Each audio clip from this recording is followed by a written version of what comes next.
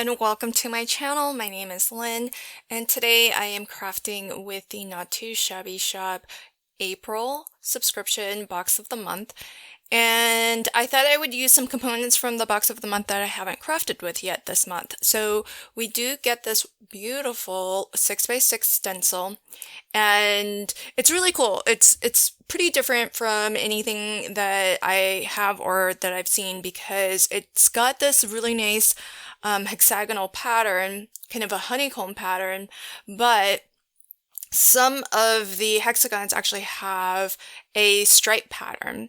So I am going to just ink up with a little bit of yellow. I found that doing like a little pounce and squish motion helps to get the ink through the stencil, in particular the stripy areas where the gap between the stencil plastic, the mylar, is smaller. So just that pounce and squish action, I felt deposited more ink onto the paper. What I thought might be fun, because there are some hexagons that are just open. So when you stencil through them, it's just solid color. And then some hexagons have that stripe pattern. What I thought might be nice is to rotate the stencil and have that stripe go a different direction, and then ink over the solid portion and give those some stripes too. So ultimately, all of my hexagons are going to have a stripe effect, but I pulled out Spice Marmalade, which is a little bit of an orangey color. Well, it's very orangey, I should say. But I'm going very, very light with it and pouncing right over just the hexagons that were solid in my first pass. But now I've lined up that stripe pattern over top of those solid, once stenciled through areas, and I'm giving them darker stripes. So it's just a different way to use your stencil and create something different and something unique. So I really love that. Here's a close-up look so you can see how the stripes are running in all different directions, and you've got some solid hexagonal blocks with stripe through them, and then you have some stripes with just white in the background. So I thought that was just a fun, maybe a little different twist on using the stencil.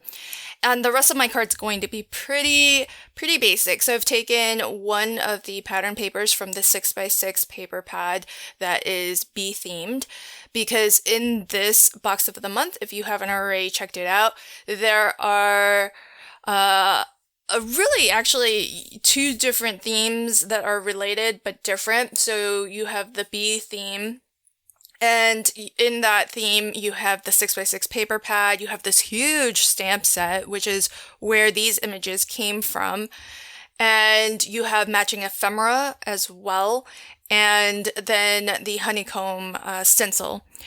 In the second theme, which is the hummingbird theme, you also get another 6x6 paper pad, matching ephemera pack, and a smaller 4x6 stamp set. So you do get quite a lot of variety and some distinct themes here, but they all are just gorgeous and beautiful, and you kind of have the animal in flight sort of theme of the hummingbird and the bees.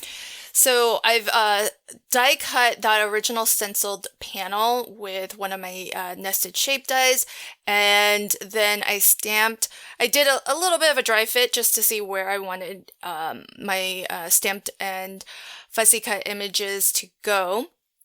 And so once I had that figured out, I found a nice space for my sentiment. Thank goodness this stamp set has some sentiments that are on the smaller side as well as some longer sentiments, so there's a good variety there to fit whatever space you've left for yourself, which for me is always kind of a last minute. It's the last thing I think about is where the sentiment should go. And so I did find a nice spot for it where it's one of the lighter areas that I stenciled through. And now I'll just build up the rest of my scene. Now, one of the great things about the stamped images is that you'll find ephemera pieces that are of the same design. And the ephemera is, of course, it's color pre-printed, pre-cut.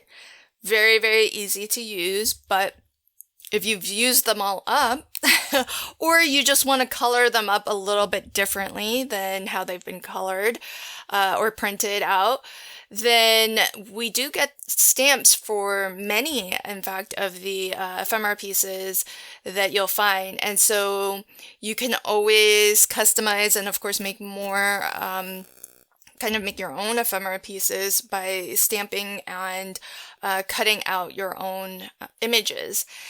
But what I really like about having the ephemera is that if you're a little too sure about, like, not sure about how to color up an image, or what something is supposed to be, or how you're supposed to color something, having the ephemera is actually kind of nice, because at least you have something to reference back to.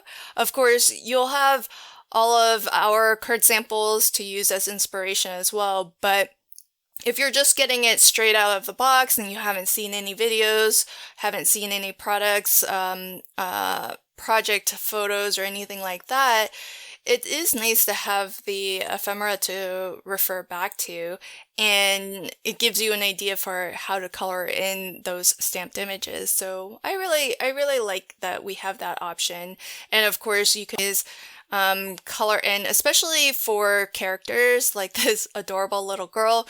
You can always color her in with whatever skin tone and hair color you like. So the options for customizing are a lot of fun here.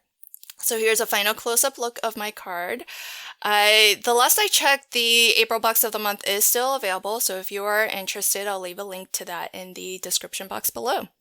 Thank you so much for checking out my video today. Until next time, happy crafting and have a fantastic day. Bye!